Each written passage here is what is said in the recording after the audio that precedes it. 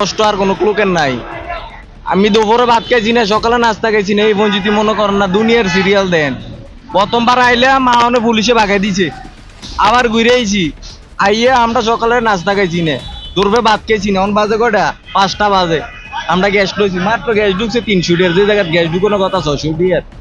তা আমরা কি এরকম কষ্ট, আমরা কি এত অবহেলা হয়ে গেছি?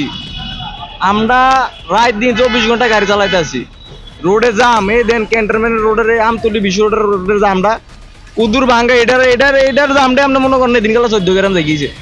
দুনিয়ার জামটা এলি আমরা কি কেউ কি সরকারের কি এটা কোনো মাথা ব্যথা নাই? সরকার দেখে নাই জিনিসটা। প্রাইভেট কার চালক বা টিভি চালক আছে তাদের তো ব্যাঘাত করতেছে চলাচলে। তো এই চলাচল তো আমরা তো আর 2 দিন পরে দেখতেছি না খাই মরে যেত। আমরা তো না খাই মরে যেত 2 দিন পরে, যে একটা অবস্থা শুরু করছে দেশটার ভিতরে। চাওয়াটা কি?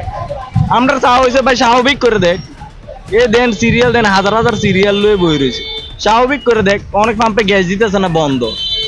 তো এটা কি কারণে ভাই? আমরা তো বুঝতেছি না। আমরা কি এতেই কি আমরা অবহেলা হয়ে গেছি?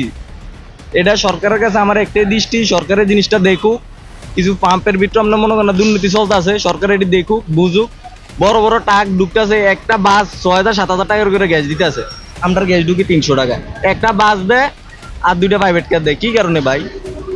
এটি কি কোনো কেউ দেয়ার কোনো ইয়া নাই?